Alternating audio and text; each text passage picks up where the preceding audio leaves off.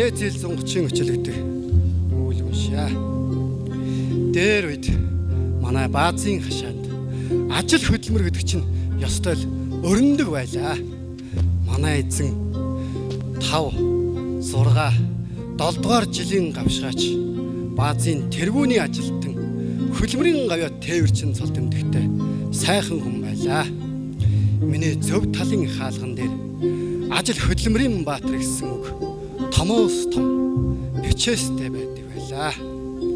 За тэгээд Монголынхаа 21 аймгийн 19-т нь очиж 33 говь Алтай хангаан даваануудаар ёстой л зүтгэж явлаа да.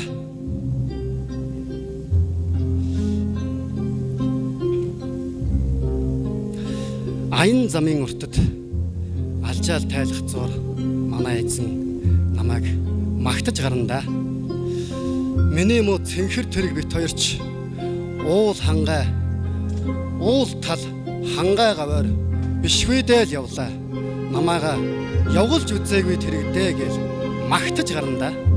Би тэрэнд нь баярлахын дээр баярлаж болор магнайгаа хагартал баярлдаг байлаа. Аргач үдээ манай эзэн мундаг ажилтай хүн байсан болохоор хол замд явж ирээд гопуудыг нь сөхөж тоос шороог нь арчиж эрэг шургыг нь чангалаад дөрвөн барвааныг нь тайлж шайргнуудыг нь сольж чангалж досолж янгинтл баадаг байсан болохоор аян замын үртийг ажирлгүй дуулаад ирдэг байсансаа. Монголын хоймор нутаг гээд байгаа хөвсгөл нэг очих гээд чадаагүй дээ баатар битээр. Тэнд очисон хүмүүс байгалийн сайхныг нь байгаж шагштгэл юм байлээ. Гэхдээ манай баатар гадаадын олон хөгжилтэй оронд айлчилж дуршлаг солилцоод ирсэн хүн шүү. Манай жолооч сонин хүн шүү. Хол газар яваад ирэхээр гэртээ чарилгүй над дээр ирж тол шилийг минь арчиж асаагаад сахилгагүй жаалуудын яндангийн нөхрөө хийсэн хог шороог гартал нь хэд сайхан хаазалчгаал харьдаг байсан. Ийм л дотн байсан болохоор эвдрэл барагтаал гардаггүй байсан байх та. Одоо ч эзгүй баазын хашаанд хүн амьтны нүдэнд аз үзэгдэн хэмхэрхий ямбигараа дуудуулаад зогсож байх юм да. Уг нь миний 6 дугыг сольж жаахан л засчихвал асна л да. Баатар минь байсан болж одооны энэ машинуудтай хүчээ үзэн тээвэрт явж л байх байсан байх. Үхэ энэ хэдэн жаалууд чинь юу гинвэ? Бүгдээрээ хамхархай машин дээр очиж тоглох уу? Үгүй хамхархай биш. Хамхархай манай аав тэгж хэлсэн юм чинь. Үгүй хамхархай биш. Манай аав наадах чинь манай өвөөгийн барьж байсан машин гисэн. Манай өвөө авраг тээвэрчин байсан гэсэн худлааг бол та нар хаалган дээрх бичээсийг харахгүй юу? Манай аав Оросоос сэлбэг авчираад засч янзлаад асаана гэсэн юм чинь. Аваадоо баатрын нутам судар байдаг л юм байна. За тэгээд засч янзлаад астгал юм бол дэвш чиргүүл хоёроо дүүртэл нь очиж байгаа. Одооны машинуудтай Монгол шарын даваанд л хүчээ үзэх юмсан. Тэгвэл ч машин болж төрсний гав яаж нэг үзүүлэндээ үзүүл.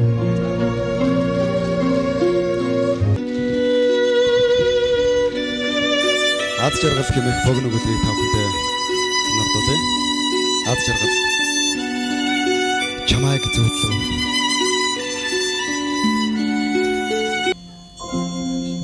сумын ойролцоо нурх шахсан тагц байх. Зүүн талд нь нэг өвтөл хувхай ёдрын мод бий. Тэр оромжоос үсгэцгэн сэгсээсэн бөхтөр эмгэн гарч ирээд хэр даг болсон даавын тэрлийн хормоогоор үсчгэр нүрээ арчив. Бөхтрийн нэрийг чухам хинч үл санана.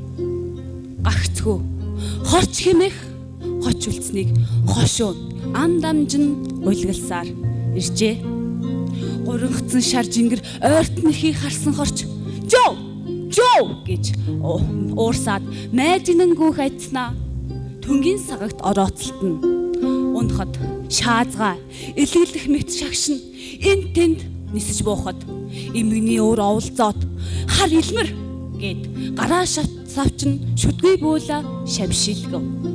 Цагта багш гэдэг эрхэм малдрын дор ихэмсэглэж он удаан жилээр эсгсэн хорийг нууж хичнээн хүн рүү цацснаа ботход ийхүү зэмийн нэлтэнд сүлбүүлнэ. Доён хоцорсондоо агцсхийг шиг болдог лээ. Гэлээч заяачаар сээр хүзүү холбож ирсэн атаагчтэй нэг насаараа нөвцөх тавилантай санж. Гангийн халуунд сөөмгөр нүдэн сургуулийн байшинд харагдах шиг болоход мойнисэн хуруугаараа нухлаад сарантай холбоотой бүх явдлаа нэхэн санжээ. 20 жилийн тэртээ сумын сургуульд нэг нь сэргэлэн цаваа бор охин бага ангийн багшаар ирсэн нь мэрэгжил нэгт Саран байлаа. Саран багш төрлөх сургуульдаа ирсэн цагаас л тэр хорч хочтой Чанцал багшийн араан зөөгцсөн хүн. Учир нь Чанцал өөрөөс нь илүү нүцтгэл нь хорсогч билээ. Чанцлыг Сарангийн хойд ихэм зарим нь зүггүтгэвч бас хідэн. Учрыгээс ухаж гайхширна. Тэр залуухан багшийг сүрэг хавиргаар нь чижилсээр олон он үлэрчээ. Тэрээр Саранг алуун тушаалд дэвшгүй гэхээс нойрон хүрхээ байж өнцөн зовхон татвалзна. Түүний эсрэг бусдын сэтгэлийг ховслонхон татаж тэдэнд саймшрах сэтгэлээр хар хорийг найруулсаар л. Харин Саран алдарнэр албан тушаалд шунаж сонирхдгүйд бол эцсийн удаа хорчийн хүслийг биелүүлж сэтгэлийг нь нэг удаач гэсэн амраасан байжээ. Хорчийн нэг хүсэл биелсэн ч хорт санаандаа өөрөө өгчирч насны эцэст зовлонгийн далаад атат сэтгэлээ ятгасаар живжээ. Зүүн хойд зүгээс хон хэрэг ирж ёдрын модон дээр суун хагшихад хорчийн толгой эргэж нүдэн харанхуйлаад бодлон самурн тасалдаж суун тусав. Орчлон хорвоо хүртэл энэ самганаар даажигнах мэт чихийг нь түмний янзын аваагаар бөмбөрдөн хаяа дэрвдүр нь энэ тэрийг шинжлэх ирэх шар жингрээс өөр хам бараагүй ил хул ахад гомби гоцон толгой болж үлдсэн. Амьдрал хэмээх сагалгар модны мөчрөөс зуурсаар л ойрд унтаж чадахгүй шөндөлн нүгэлдэг болжээ. Яагаад ийм амьдралаар явснаач тунгаан цэгнэх дургүй. Энэ нутгийн савдаг болооч болтугай үлтхийх хүснэ. Би энэ үе муутахад биеэс нь хийсүг гарч ирдэг болжээ. Сүг. Хи. Хорч. Чи юунд намайг илэлнэ? Атаа хорсол чи яаж өрхөө? Юунд мохов чи? Юунд мохон гэж? Тийм хорч хожоо хамгаалсаар дуусах мөнхийн натаг чиний сүнсэнд шингээсэн надыг хэн зайлуулах вүлээ гэж хахирган дуугаар хашгирн ороолгож гарлаа. Хорчийн чийзнээс цус амтагдана. Хорвоогийн нар салхинд гандаж харлсан, үрчгэр ирсэн язав татав хийн. Зохио нээхэд шингэх нарны зисэн туяа уулын нараар улсаж байлаа. Өөлийг явж аль ирс чиргсэн нулимсэн сураггүй дэвил амнда шүүхтэн хуурай ойлов. Аяа өөлийн үр хаан хизээ хэрхэн боловсрсныг таахад бэрх орвоо. Түүний зовлонгоор зоолох гэсэн мэт дуугүй гүлийн. Говцгор шар жингэр дэргэдэн оцоон сууж хилээ шилэмд нь өлнө. Хорч муу ёрийн хар элмэр гэх болцсон боловч амн хатаж хоолоо наргаад дууч гарах тийхэлгүй болжээ. Хорчийн ухаан санаа самурн халуурна. Илий балаа болсон ой тон дундуур нь Саран багш ирээд багш та өөгээд аягтаа сүү барихад арай хийн тосон авч өгсөггүй асгас сутгах нь залгилахад хар хөлсөн чихэрнэ. Хорч миний л үйлийн үргээд сэгсэж сэрэлцэн буурал үсэ. Өгтэн гаслана. Саран багш хорчод гомдол тийж явсангүй ариун сэтгэлийн үднээс өршөө нэгүүлсэх тул хар хорыг үл бодно. Хорч Саран чи намайг өршөөнө үгүй л байх л. Тийм ээ, би чамд их хор үйлцэн. Цорын цаанаас унсан ганц охин минь хаяад утсан байхад чи гэмэн янгинтэл уйлахад тусал нэлмэсч гарсангүй. Сарна. Багштай сэтгэлээ бүчлээ. Та надаас өсөөл гуйх хэрэггүй. Сайн санааны үзүүрт тос гэдэгдээ гэлээ. Шаржин гэр орчлон дөрөгтөл болоход хорчин ухаан саруулсаад өндийн харуул хинч алах. Харин сараалжлан мөлгсөөр оромжныхоо үдэнд хүрсэн бай.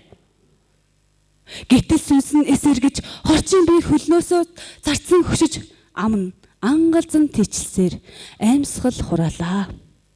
Өөрийн хар дүнгээр амьдын хорвоогоос сайн саар хоссон 1-8 отсныг түүний арьс яс болсон зовлогыг зулгаах өлөн шар жингрээс өөр хинч мэдсэнгүй.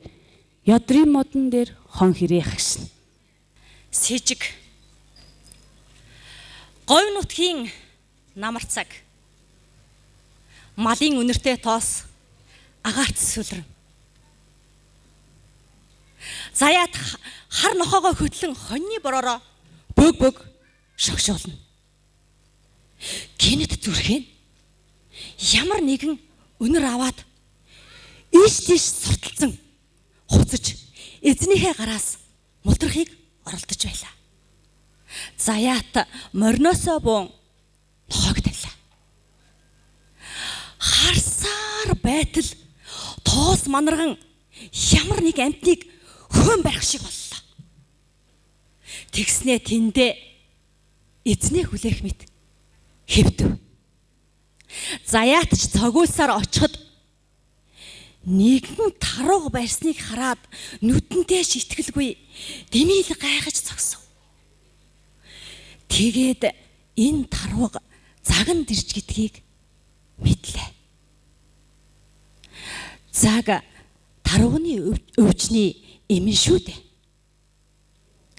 Говьд заганд ойрхон ууланд хар тарууг амьдардаг. Хангаагаас ирсэн тарууг тэр ууланд ирж амс хийх зуур хар тарууг заганд явж авчирна. Өнөөх хангаагаас ирсэн тарууг аваад буцдаг гэж аавынхаа хуучилж байсныг санан харамсууч. Тэгсгийгээд гэрийн зүг гэлтэрлээ. Гэртээ ирээд энэ болсон явдлыг эзэгтэйдээ хэлв. Хөл хүнд эзэгтэй маш харамсаж. Энэ говьд юун тарууг байдаг билээ? Энэ хатаж их мөр яагаад барьчих вэ? Муу ёрын гэж их л сэжиглэж байлаа. Харин эхөө заганд л ирсэн тарууг байх даа гэж заяат гэмшингүй өгөөлөв. Энэ явдлын тухай ярьдаггүй ч байж юу хэмээн бодож цай оочлон суув. Эзэгтэй өргөлж уурлаж нохоогоо хөөж туудаг байв. Ямар муу ёрын хог вэ? Очиж тэнд явсан ганц таруугыг бариад байхдаа яах вэ гэж үгэлнэ. Хаяа заяаттаач гоморхон уурлана. Түүний зан авир ихэд өөрчлөгдөж байгааг анзааравч том гэдсэндээ л төртөж би гэж бодоод тоодоггүй байлаа. Өдөр хоног өнгөрч хаврын өр орж эхнэр алах цаг тун ойртсон байлаа. Нэгэн эдэр ихт уншиж сумын төв рүү хэл хөргсөнд эмнэлгийн тэрэг ирж авч явлаа. Тэр шөндөө өвдсөн боловч няраалсангүй. Ингэж 3 хоноход их л ятарлаа. Эмч нар арай хийж нэг юм 2 яс салглаа. Амарч тайвширсан их түр унтжээ. Тэр зүтлээ. Нэгэн тарууг орон доогоорн орж гарч хошгирч стойл зовоолоо. Яргалан цочин сэрэхэд дэрэгд нь сувилагч сууж байлаа. Тэгээд их авсгаад өнөөх зүйтэй ярьлаа. Тэгээд амьд яваа насандаа би нэг л зүйлд маш их харамсаж сэжигсэн. Юунд тэгтлээ харамснаа хэлж болох уу? Манай нохой гэд тагтуг боллоо. Гинэт их цус алдчих. Эмнэлгийнхэн сандарч эцсийн арга хэмжээгээ авсан боловч тусыг солов. Тэгээд аймгаас эмч дуудлаа. Тэнгэр бүрхэг шуургатай байсан тул онгоц 3 хөрөөд буцаж булаа. Яаралтай хагалгаа хийхээс өөр арга байсангүй. Эмч нар ихэд чармаан мэддэг чаддаг бүхнээ хийж ажиллаж хагалгаа дуслаа. Эхийн ухаан сарвал цай уумар байна гэлээ. Заяат цай иглан аманд нь барьж уулгалаа. Тэр 3 балгаад л царайн сон хийж султаад явчихлаа. Тэр бурхны оронд явчихлаа. Хань их үрийн харуулсалд бороо шаглаа. 3 сарын бороо гүнийг бүхнийг угаах мэт орсоор л иви нэлх амтан амаа ангалзуулан мөөмө ирж уйл. Аяа ирж бурхын буцхын хорвоо юу да. Тэр домж тарууга эрлэгийн элчин байсан юм уу? Эсвэл сэжгээр өвдөж сүчгээр идэгнэ гэж энэ үү? За баярлалаа. Утас дуугарч Батыг утсаа авахад утасны цаанаас Цэнагийн миний бие өвдөд гих дуу сулхан сонсогдов. Бат миний хань тайван байж байгаараа ханин удахгүй очино дуудлага дуудараа гэж хэлээд утсаа таслав. Бат ээлжийн дарагдаа учир байдлыг хэлэхэд за хурдын ав дүүмэн санаа битгий зовоороо гэж хэлв. Батын сэтгэлд догдлох айх давхцсан ажлаасаа гараад хамаг хурдаараа яарангүйлээ. Машины зам дагаад гүйж явтал хойноос жижиг машин айсуу харагдана. Жижиг машин Батын хажууд ирж зог тусахад Бат өсрөн суув. Жолооч нь болох хижээлдүү насны махлагт үер. За дүү юунд ингэтлээ яарав гэж асуув. Яарч явна хаа. Төв аймаг ороод буучхыг гэж амьсгаадан хэлв. Тэгээд цэргийн хүүхэд хаашаа ингэтлээ яардаг вүлээ гэж жолоочийг асуухад Бат харин эхнэр төрөх гээд өвдөж байна гэн тэгээд яарч байна хаа. Тийм үү. Тэгвэл аргагүй дээ. Анхны төрөлтөө гэж жолооч асуув. Тийм ээ. Аав болох гээд сэтгэлэн догдлоод гүйж байгаа юм биз дээ. Зүгээр дээ дүүмэн бүх юм сайхан болно. Эр хүн уужуу тайван байх хэрэгтэй шүү. Аав болох гэж байгаад баяр хүргэе. Баярлалаа ахаа. За ингээд буучхыгээд Бат машинаас яаран буугаад автобусны тээврийн товчон дээр гүгээд очтол. Улаанбаатар хот руу явах микро автобус ганцхан хүний суудалд дутуу хөдлөх гэж байв. Аз болоход микро автобусны жолооч хурдан давхитаг жолооч таарав. Батын сэтгэлд элдвэн юм бодогдож өвдөж байгаа эхнэрийнхэн царай нүдэнд харагдаж 80 милийн хурдтай яваа микро автобус Батад удаан явж байгаа юм шиг санагдаж байн бугуун цагаа харсаар явна. Төв аймгаас гараад 40 минутын дараа Улаанбаатар хотын тээврийн товчон дээр ирж зогсов. Тэнд буугаад такси бариад яаран гэртээ ирэхэд Цэна нэлээд өвдсөн царайтай хэвтэж байв. Бат эхнэрээ тээврийн үнсээд яаж байна миний хань гэж асуухад Цэна гайгүй үе жоохон өвдөд байна гэж эрхлэнгүй хэлв. За миний хань санаа зовлтгүй. Бүх юм сайхан болон чимэн төвчээртэй бас ухаантай шүү гэж хэлээд духан дээр нь үнэрлэв. Миний хань дуудлага ирээгүй байна уу? Ирээгүй байна. Одоо ирэх байлгүй дээ. Дахиад залах уу хань хэрэггүй ирэх байлгүй дээ. Төд дуудлагүй түргэн тусламжийн машины дохио дуугарахад Бат яаран гэрээсээ гүйж гараад машиныг даллаад зогсов. Эмч орж ирээд Цэнаг үзээд арай төрөх болоогүй байна. Маргааш төрөх байх сэтгэл санаагаа тайван байлга. Өвдөлтийнх нь хугацаа ойртоод хүчтэй өвдөхөр дахиад дуудлага дуудараа гэж зөвлөгөө өгөөд яв. Тэр шөнө Цэна хаяа дуншин өвдөд нойргүй шахам хоноо. Маргааш өглөө болоход ойрхон хүчтэй өвдөж эхлэнгүүт бат түргэн тусламж дуудав. Дуудлагын эмч ирж үзээд эмнэлэг рүү авч яв. Баян зүрх дүүргийн 3 дугаар төрх эмнэлгийн хүлээлгийн танхимд төрөх гэж байгаа хүмүүсийн ар гэрийнх нь сэтгэл түгшин хүлээн тэдний дунд батын сэтгэл зовниж ийш тийшээ алхаж аль болох тайван байхыг хичээнэ. Тэгж байтал Цэнагийн ах бэргэн хоёр шүл цай хийгээд барьчихсан яарсаар ирэв. Тэгэхэд бат хантай болж дотор нь багч гисэн уужрав. Шүнжин өдөржин өвдсөн Цэнагийн бие нэлээд сулжсан байв. Цэна угийн төвчээртэй гүргэр зантаа болохоор зарим эмэгтэйчүүд шиг орилж чарлаж ёололгүй шүд 100 тавьчих байв. Энэ үед Цэнагийн сэтгэлд ээж минь намайг ингэж зовж төрүүлж дээ гэж бодогдож ээждээ баярлаж ээжигээ улам хайрлах сэтгэл төрж нулимсаа дотгошоо залгиж байв.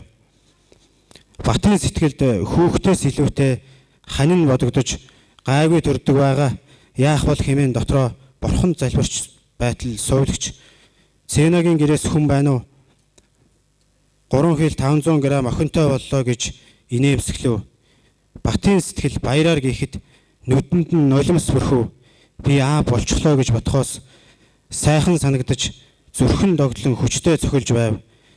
Тэгээд хар баг наснаас нь хайрлаж ариун биеийг нь хөндөсөн Цэнада хамгаас их баярлаж улам хайрлаж амьдрах сэтгэл төрж байв. Бат Цэна руу залгаж чамдаа хамгаас хайртай шүү гэж хэлэхэд утасны цаанаас ханин чамдаа хүү төрүүлж өгч чадсангүй дээ гэж сулхан хэлв. Хоёулаа дараа нь хүүтэй болно. Чамдаа маш их баярлалаа. Бие бодороо хань гэртээ очиод шүл цай хийгээд аваад ирийгээд уцаа таслав. Бат гэртээ яаран очиод шүл цайгаа хийж тавьчихад өмнө нь сонгочихсон байсан хүүхдийн үлгийг авахар аз хүүхдийн их дэлгүүрлүүгүү. Энэ үед амьдралтаа хамгийн ихээр баярлаж төрүүлж өсгсөн ээж алан үрийг нь зовж төрүүлсэн амраг хайрт Цэнага бодон амьдрал бүх юм сайхан санагдаж баярын нулимс нүд дүүрэн гүйж байв. За баярлалаа. Галтаа аргал нэмэхэд аль намрын хуурай шар хомоол илж түгэж зүүрлэшгүй үнэр ханхийн. Харганыг нүмертэй бууцсандаа хаяага хонины өтөг шаргал бууцаар мансан хачин дулаахан байдаг да. Налгар улирлын нутгийн намаржаа нүмер дулаан харган бургас бөмбийс Монгол гэр үүдээр сэвэлзэх бүлээн салхи. Өнгөрсөн зуны шар өсгөл ороож хувинтай ус өргөж явхад дэрсэн толгоо өсчиж ус цалгиж дээлийн хормой норгоно. Нарны үнэр намрын үнэр үргэлж ойр. Ийм л өнгө ахгүй миний оршихуйд дотн байдгийн. Миний багын бас идүүгээ цагийн өнгөрөн одоогүй угтан ирэх эхлэл минь. Магадгүй хүмүүс намрыг гуниг уйтгар ямар нэг холдон отсон зүйлээр төсөөлдөг байх. Харин миний хувьд дотор зүрхний тайвшрал, дотн бүхний хайрлал мэт санагддаг. Намрын тэнгэрт шувууд зиллээд надад гунига үлдээгээ додох шиг тэнгэрт намар болох шиг шувууд зиллээд байх чинь тээж даахгүй гунигаан тэд газраар нэг асгах шиг хэрөө мэлэмрэн унах чинь вэ. Хэрөө орой намрын үзэгслэн билээ. Үүрээр мөнгөн сондорлугаа үзэгслэнтэй. Шувуу намар оройн дууч билээ. Зиллэн зээхлэн торойх уянгалаг чавхтас буюу тэнгэр алтай хүний бишрэл билээ. Дээжис орших оргил буюу намар та тэнгэрийн шувууны нулимс хэрүү буюу намрын хүн дэрсэн дундуур туучин далаа дүүрэн дурсамжаа хөтлөн тэнгэрт шувууд зиллэн миний баг нас дулаан намрыг санагдуулна. Дулаан намар эрт эдүүгээ бас ирээгүй дэлгэн. Ховдын гудамжнаа навчир сэргэлдэн бүжин яруухан алхах хин нэгний үлмийн дор дуулна. Хаан очихыг асуух мэт эргэлдэн дуулан бүжин.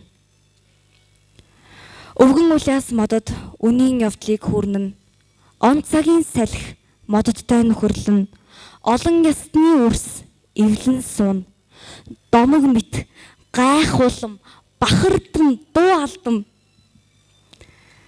Намрын хүн ховдын гудамнаа алхна. Мөнхийн цагийн зүү мэт зогсолтгүй. Ийм л өнгө ахуй миний оршихуй дотн байдгийн. Миний багын бас эдүүгээ цагийн өнгөрөн одоогүй угтан ирэх эхлэл минь.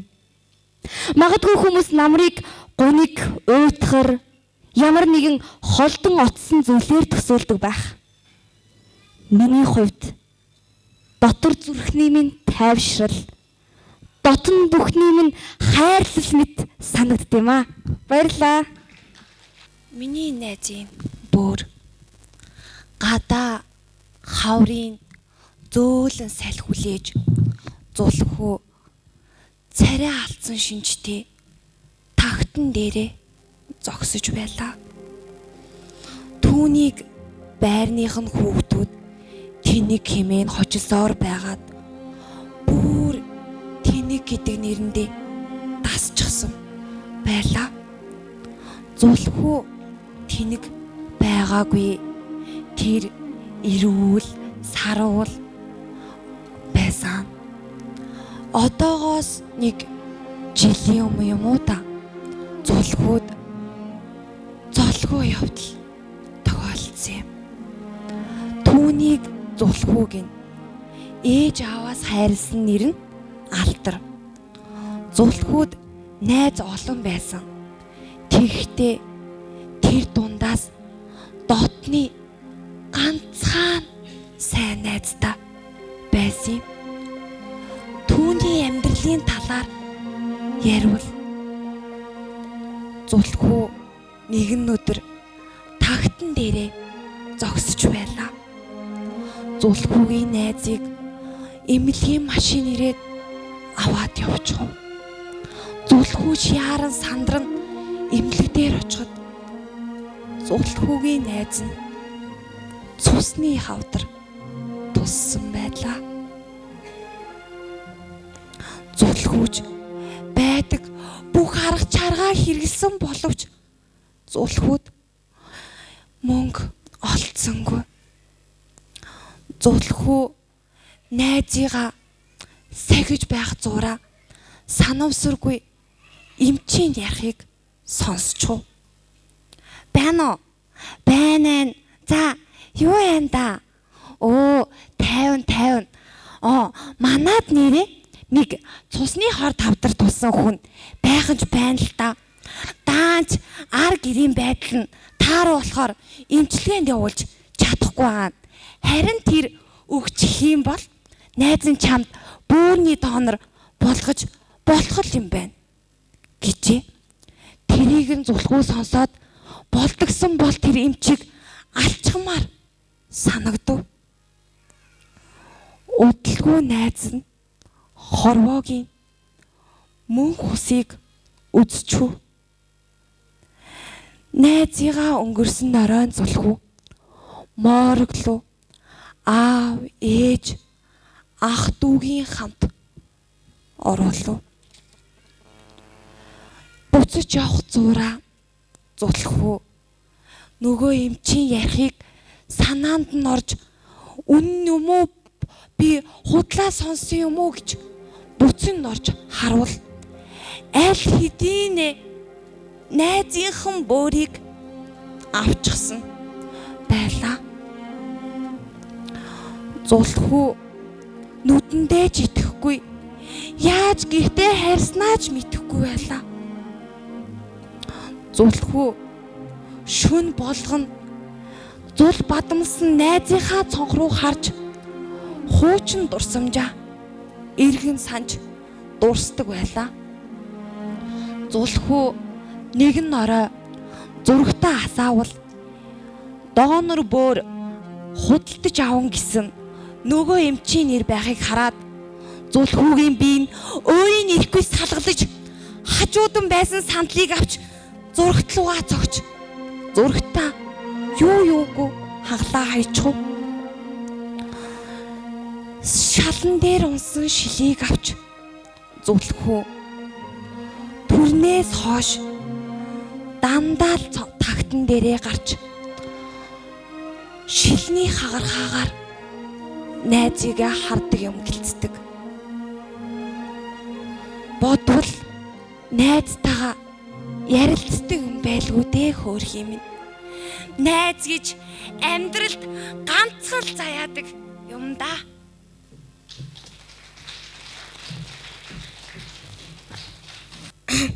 Би одоо та бүхэндээ Провидор шагшрынхаа Мухар цагаан ямаа гэдэг өгүүлгээ уншиж талиулъя. Зуны халуун наранд ноцоор амьдралын төлөөх мөнхийн хөдөлгөөний их тоосон даруулан өнгөд арсан байгаль ичи төр зуурхан зүсрээд өнгөрсөн борооны дараа гоо үзэсгэлэнгээ гайхуулан туяарч орчлонгийн хамгийн их үнд эдэн синдээр хэлсэн сондор мэт 7 өнгийн солонго номлон татлаа.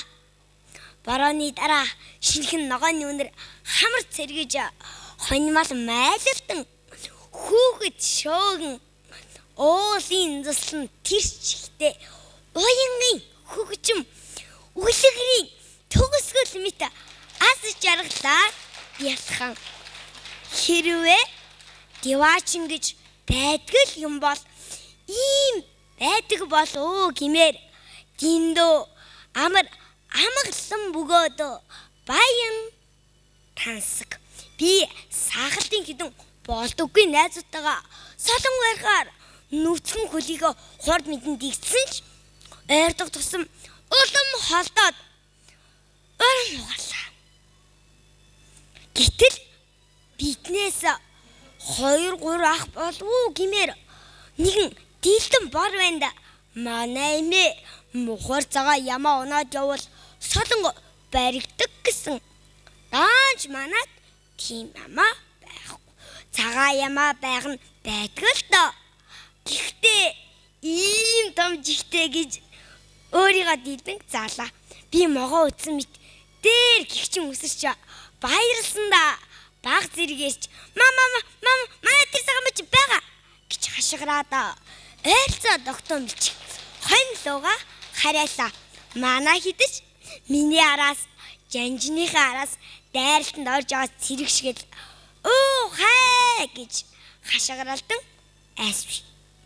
Хоньны цахад ивч аль нь заяагаагүй.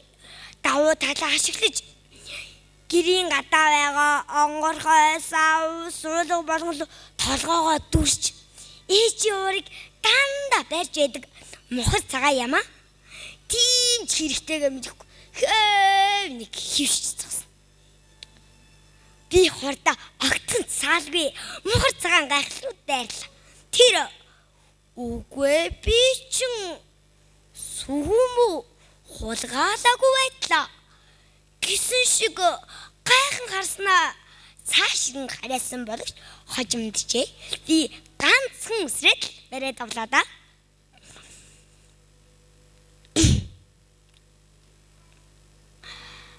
Би да Мухар цагаан ямаага булаалтан мордож 7 өнгийн солон номлон датах тэр хүн дээр дагвах гэсэн боловч ивэрчихгүй байхдаа таарсан ухаамууд ямаа эргэж ханилгаа дээрээд ёор болтоггүй. Сүүлдээ бид цохон байгуултанд орж бүлсээрээ ногтлон нөгөөдөл нь хойноос нь үргэж багчсан амжилт нь хүрсэн боловч үүнийг мэдсэн юм шиг зөрүүт солон аль хэдий алга болчих. Энэ цагаас эхлээд Мухар цагаан ямаа маань солонгод адга болгонд амар заяа үзгээ болж ивэрж ихгүй дурсан өөр дуу ч юм уу илүү үлгэр домог ярдыг имээд аль эсвэл зөвгөй төрсөн бит хэдэд гомцсон гэлтэй хоньныхоо захад болгоомжтой нарахгүй зогсдог боллоо. Сүүлийн жилүүдэд яг манай мухар цагаан яна шиг үнэтэй ховор джип машинтай нүдэндээ таас хаш жил зус ахнаар манай цуслангаар нэг шүлжилт идэх боллоо. Та нар харчлаа. Тэд мэдээж солон барихаар явж байгаа.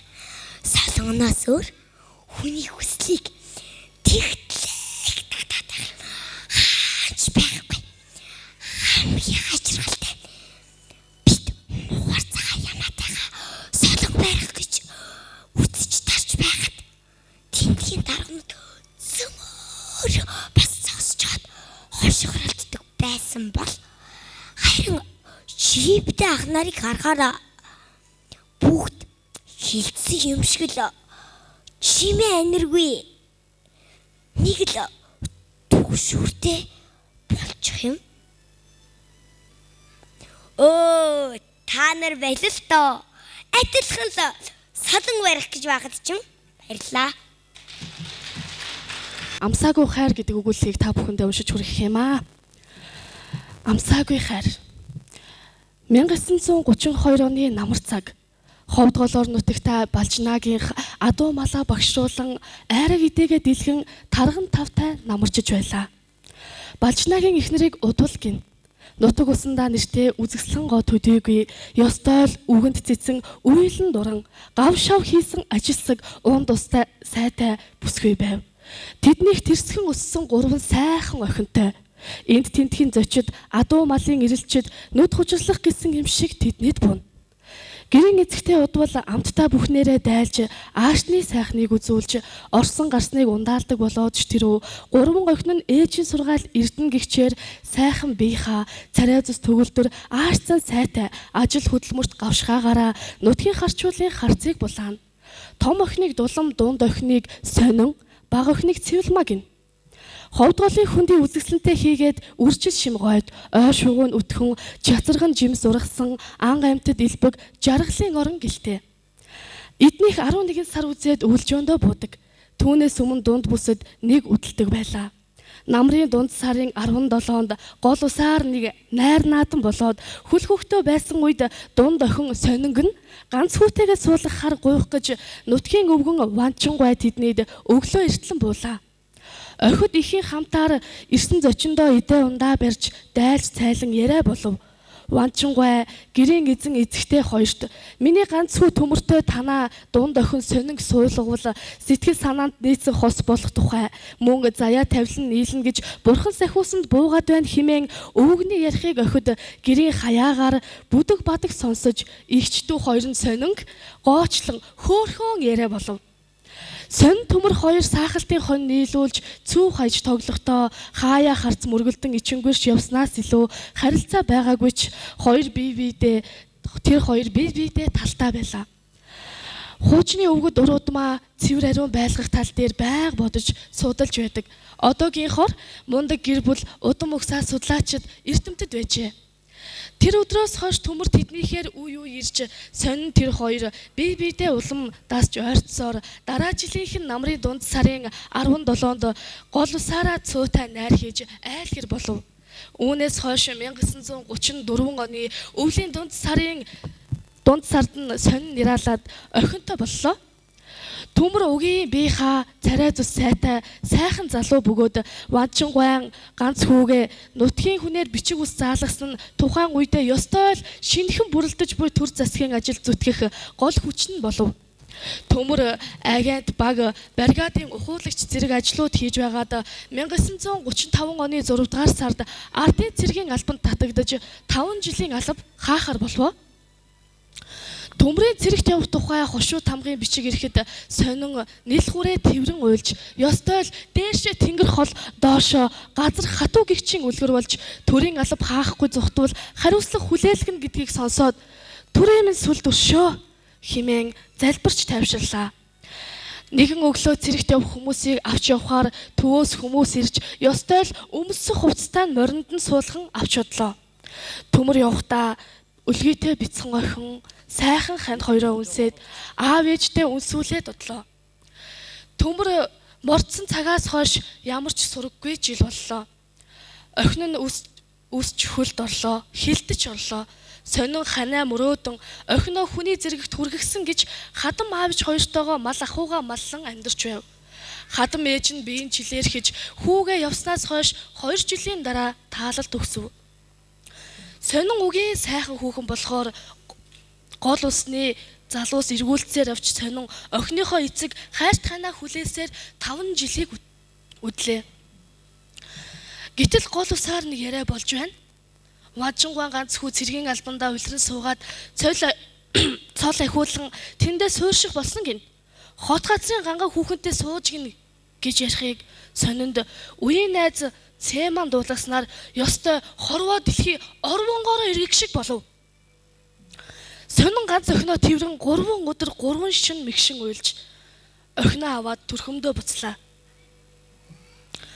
Охин өсөн төрөсөөр сонин эцэгтэйгээ адилхан охиноо харж сэтгэл нь уужравч миний охин дааж сайхан аавынхаа хайрыг амсаагүй дээ гэхээс дотор нь харцааж цэргийн зарлан ирсэн тэр өдөр авчирч өгсөн хүн нь явахгүй гэж болдоггүй. Төрийн алба гээд өнгөрүүлсэн бүхнээ нэгт нэгэнгүй бодож шүүрс алдаж байлаа. Төмөрч эргэж ирсэнгүй. Хандаа гомдсон бүсгүй нутгийн нэгэн залуутай айл гэр болж амьдран охиндоо 2 охин, 2 хүү, 4 дүү гарган өгч сонин тэр 2 хар бор хатуу хүтүү хийсээр хорвоогийн шар нар бор хоногийг өнгөрөөж байлаа. Сонингийн аав ээж хоёр нь ч удаа дараалан өөд болцгов. Игч дүү 2 нь ч амьдралын мөрхөөн утцгов. Сонин төмөр 2-оос гарсан охиныг нь тэгш баяр гэдэг. Аашсан сайтай, уран удган сайхан бүсгүй болж өссөөр хаяа ванчингуй ач охиноо хөтлгөө морьтой авч удна. Хэдэн сар болгоод буцааж авчирна. Энэ хооронд ванчингуй ач охиндоо амьдралын түүх, аав ээж хоёрынхын тухай ярьж өгдөг байлаа. Охин мэдээ орсон цагаас хойш төрсөн эцгийгээ бодож аав минь цэргийн дарга болсон. Эхнэр аваад ямар ч хүүхэд гаргаагүй. Нэг охин өргөж авсан гих бүх зүйлийг өвөөгөөсөө сонсоод аав минь намайг ирж авах байх. Охиндоо ирэх байх гэж горцсоор нас биеинд хүрчээ. Тэрээр амьдралын хатуу хөтөө жаргал цэнгэл баяр баясгаланг туулсаар айл гэрийн сайн гэргий 13 сайхан хүүхдийн их болж улс нийгэмдээ хөдөлмөрлөж нутгийн олондоо хүндлэгдэн нэг мэтгэнээ олон үр ачаа тойруулсан нутаг усандаа хүндтэй буурай боллоо. 1970-аад оны сүүлээр аав нь насан гууд болсон гэдэг чимээг сонссон гэдэг. Гэсэн ч аавыгаа дандаа санаж аавтайгаа байсан бол хэмээн бодож мөрөөдөж өвөөгийнхөө ярьж өгдөг байсан тэр сайхан аавтайгаа бурхны орондож болов очоод ганц удаа ч гэсэн уулзсан гэж бодож залбирсаар 80 наснда таалалд өгсчээ.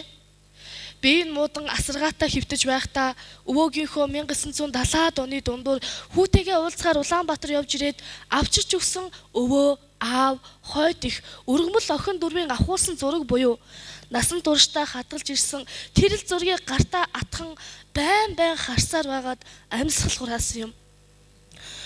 Хүнд аав ээж гэдэг юунаас ч илүү үнэтэй эрдэнэ байдаг. Эцэг эхийн тэрхүү аавгаа бүтэн хайрыг хүүхэд бүр хүсч хүлээж байдаг гэдэг нь энэ буюу хар нэлхаараа хаягдаж эцгийнхээ дүрийг харж үгийг нь сонсоогүй ч төрүүлсэн төрсөн эцэг хоёрын юунд ч дийлдэхгүй их хайр сэтгэлийн ариун холбоо үүнд ажгүй. Амсаагүй хайрын түүх дахин буу давтагдаасай. Алаг үрс амьдралын хань алтан төр ард олныг минь бурхан өршөөг. Баярлалаа. Талаар нэг тархтын тасархаа.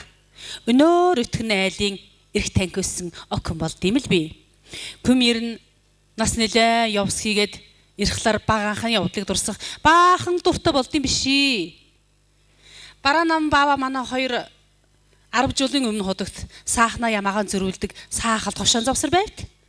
Тэдний ганц охин басан маа 2 тэр намраас л эхэлж төө зайгүй иргэсэн болд юм. Хоо хариулахтаар ундаг 2 көгшөө цагаан морьтой. Хооноо норол өмнөө норол уралдаж л явтлаа хулгана нөхөн тархлаар нь бүдрээд 2 биеэр нь гэдрэгэн цайчтаад илхэн көшл энэ айлтдаг байвт.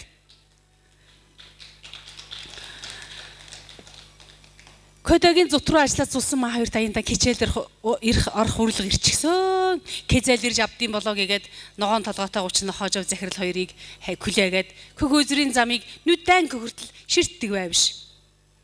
Кэр оч тоглож ханддгаа, кэрэлдэж ноолдож бас ханддгаа. Наач сууж агаад хойгоо нийлвчгээд хоёулна төгөөлөд баахан хурдлаад ялгаж чадахгүй болохтаар нь. Гэхдээ тэнцүү тоолж байгаа туугаа явж идэх хоёулна гэж күүндэг хоёр байсан юм. Хүүхэд байхад хөгийн явдал их болдог л аяндаа.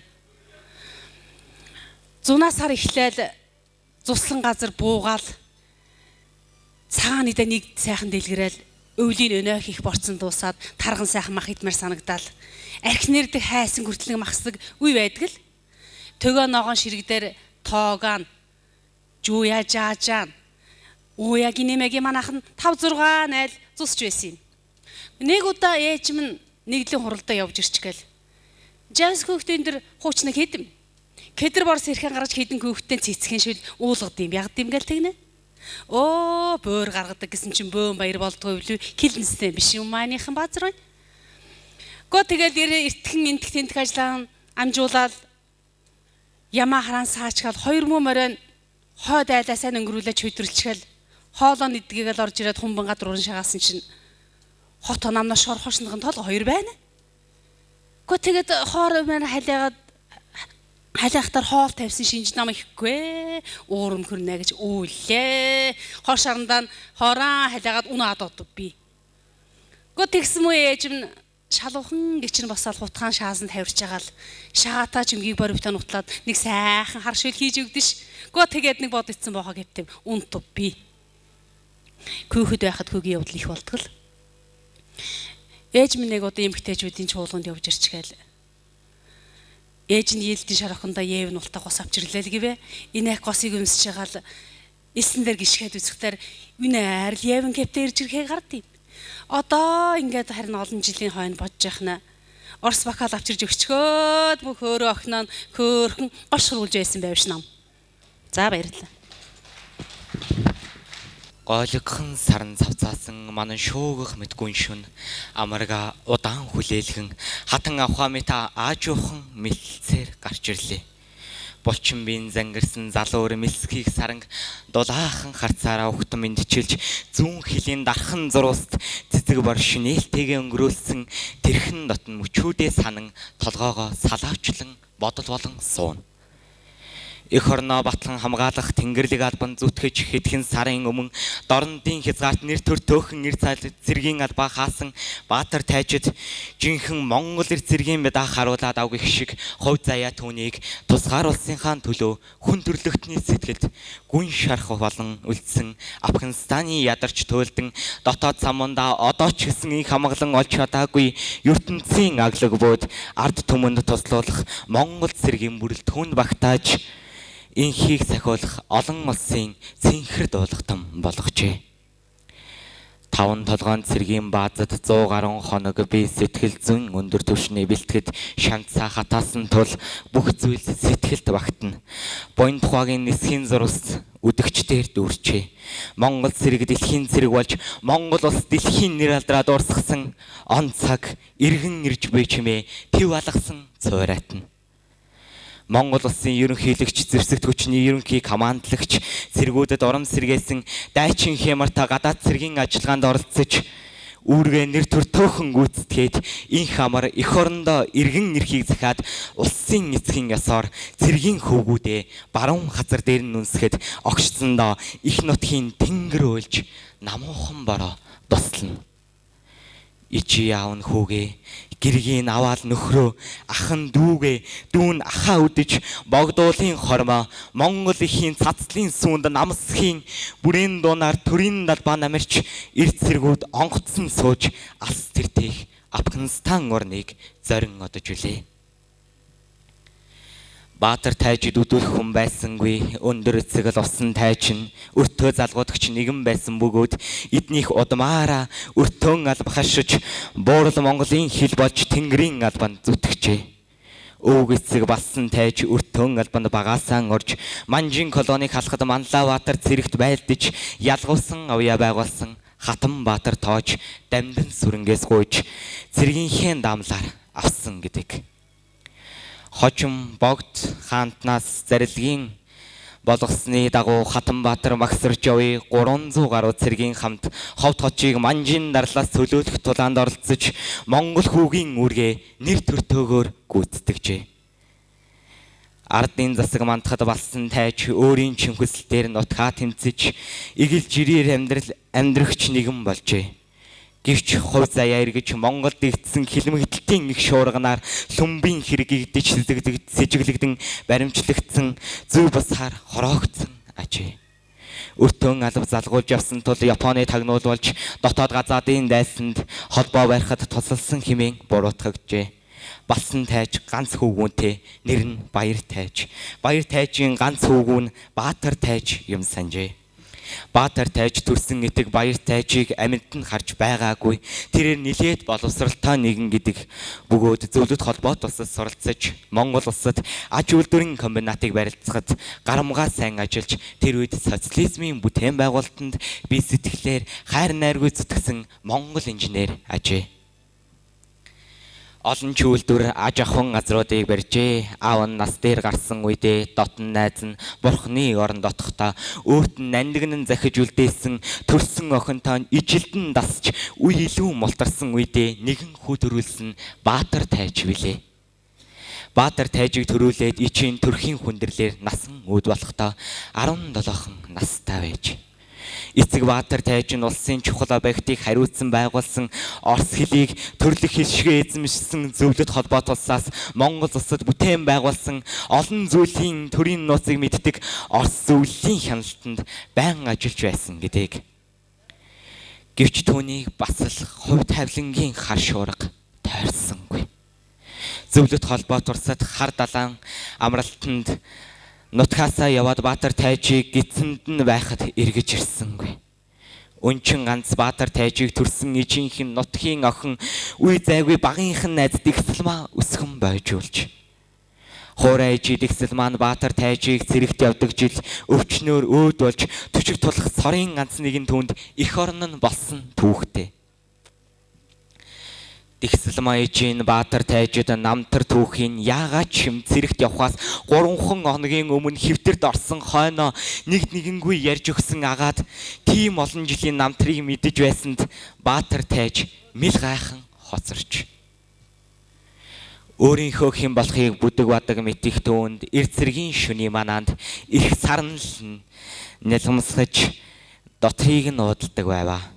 Тайж гэдэг энэ залгаа нэр түүний удам судрыг сүүдэрт мэт даган өөрт нь ирсний учрыг ухаарч яддаг заримдаа говийн толгодор хуу хашгичин тайжуудаа та нар надад ингэж чухам юу үлдээсэн юм бэ? Юунд ингэж ганцаарангийн орхисон юм бэ? Хэмээн тэнгэр цөхрөм өөд дугарч цөхрөх нь олон байж. Баатар тайж нэрэндээ цаанаал нэг омогшиж нэрийг нь дуутах бүр нэг л сайхан оргиод заримдаа сэргүүд тайжаа танд мэхийн нэмгэх зэргээр тоглоом шоглоом болгон мэдлэхэд дэгстүүлэхэд их дуртай. Төрсөн өдрийнх нь өглөө салааныхан цэргүүд малгайг нь нуучгаад өгөхгүй нилээд зовоож шаламгаа цэргийн эрдэмд босдаасаа илүү тул түүнийг булааж явахаас өртөж гоёмсог ноёны титэм мэт бөөн өвсний чимэглэн болгож гатгсан цэрэг малгайгийн цэргүүдээс намхан тул өхөөрд нь нэрлдэг жижигэ гэдэг нэр цэрэг түүнд өгөхдөө баруун хөлөө урагш нуглан ямтаа гэгч нь ясалж тайж танд өндөр алдар Баатар болгон төрүүлсэн хувь заяанд нь талархыг хэмээн хэлээд бусад цэргүүд 3 та зэрэг давтан ёслоход Бурхан түүнд өнөө хүртэл өгөөгүй бүхнээ гүйцээгээд өгчихсөн мэт санагдсан аваа. Афганистан сум өндөр донд 5 сар өнгөрч өдийд хүртэл нутаг минь хавар болж байгаа даа хэмээн бодогдно. Талбууд Афганистаны нийслэл Кабул хот руу дайрахаар бэлтгэж байгаа тухай тагнуулын мэдээ Америкийн нөхцөн улсын цэргийн штабаас ирсэн тухай яриа цэргүүдийн донд зомголд алсан гал мэт түгвэ. Ээлж ёсоор Баатар тайж цагийн манаанд гарлаа. Алсад танк их бууны дуу нүргэлэн чихний хажуугаар хэдийнэ танил болсон тэнүүчлэн сум хаяа нэг өнгөрнө.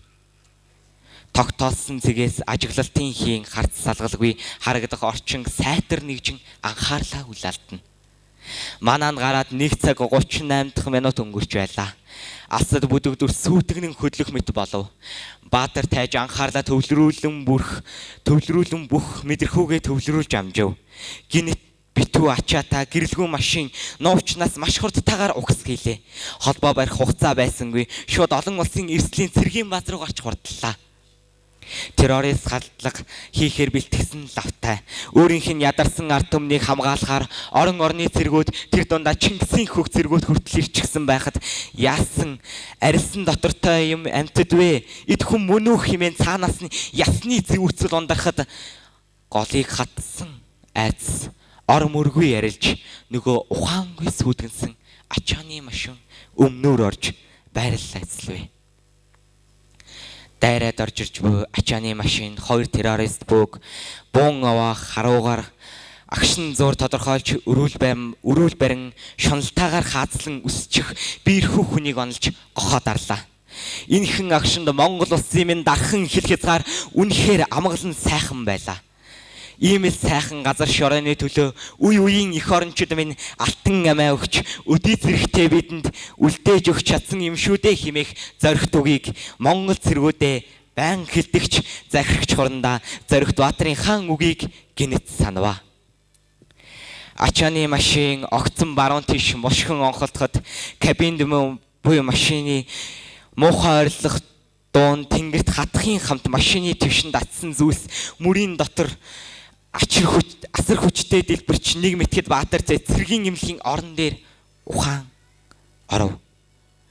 Түүнийг тойрон өөрийнх нь цэргийн захирагч зоригт Баатар эмч нар олон улсын цэргийн эрсдлийн дарга нар бүчин талархтын харцаар бөмбөгдөн анд нөхдийнх нь Баатар тайжаа чи олон улсын хүний амийг аварлаа.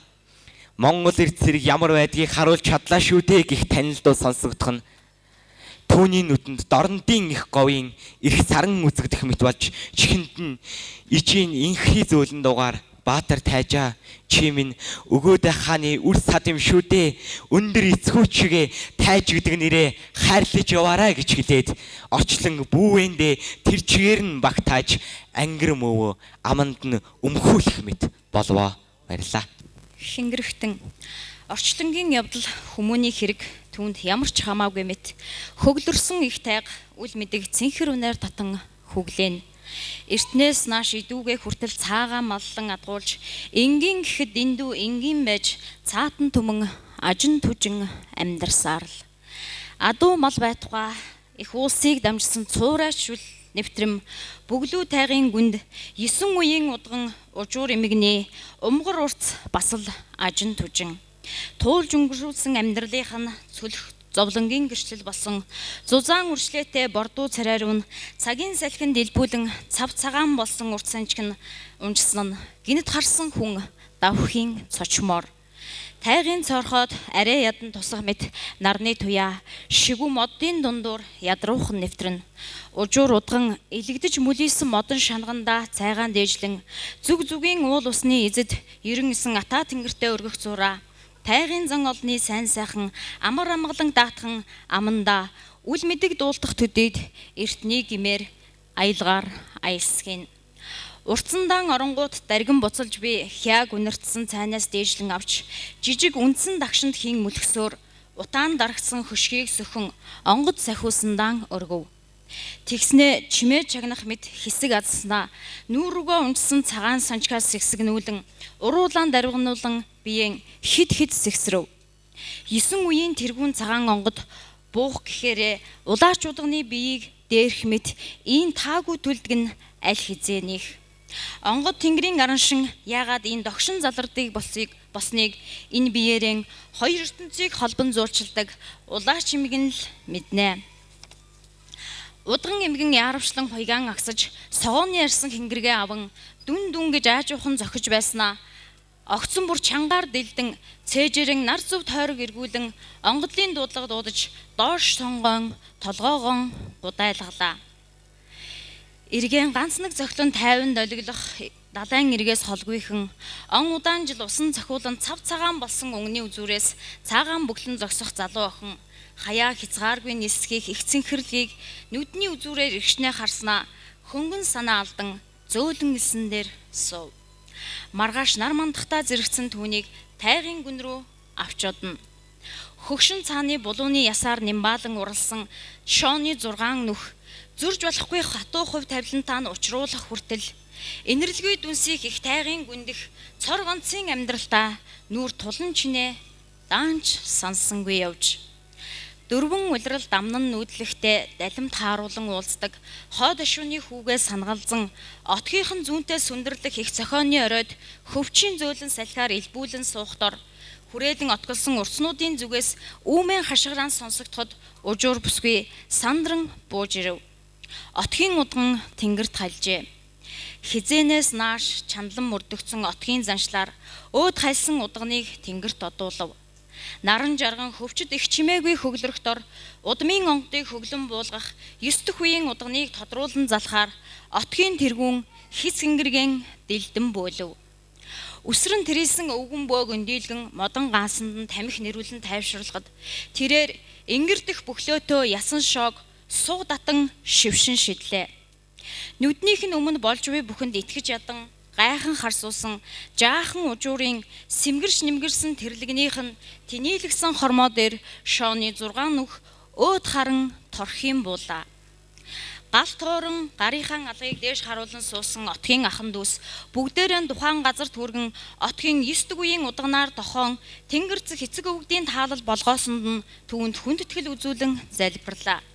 Өвгөнбөө өсрөн босож хингэргэн дэлдэн ужуурын зүг хандахт нь мэгдэн сандрахтаа зэрэгцэн отгийн хатуу журмыг хальтхан сансан ужуур охин ясан шоог шүүрэн авч дүрлзэн буу гал руу шидэж орхив.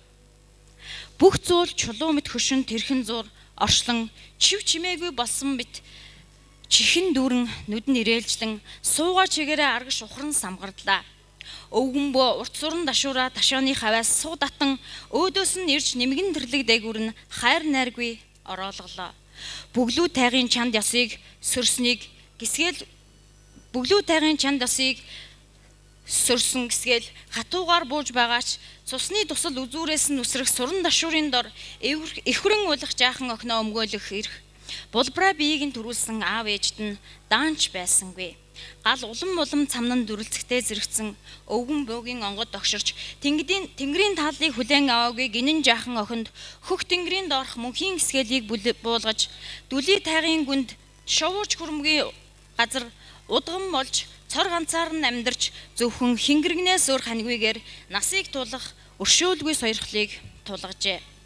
Өвдөс өвгдийн хүчинд хүлүүлж солгоо тавилан сөрөх чадалгүй турхан охин зүрхэндээ зэргэлдээ хашууны хөвгүй хүүхдээсээр даржин ачаатай цаан цувааны төгсгөлд сүү өргөн зогсох аав ээжийн эцсийн удаа харж тоглож өссөн тайгын танил орчноо цөхрөл дүүрэн алаг нүдээр удаан гэгч шингэн ширтээд үзүүрт нь хонх зүүсэн 2 салаа гизгээ хайлан эргэж хөлгүй их тайгын зах руу орлоо.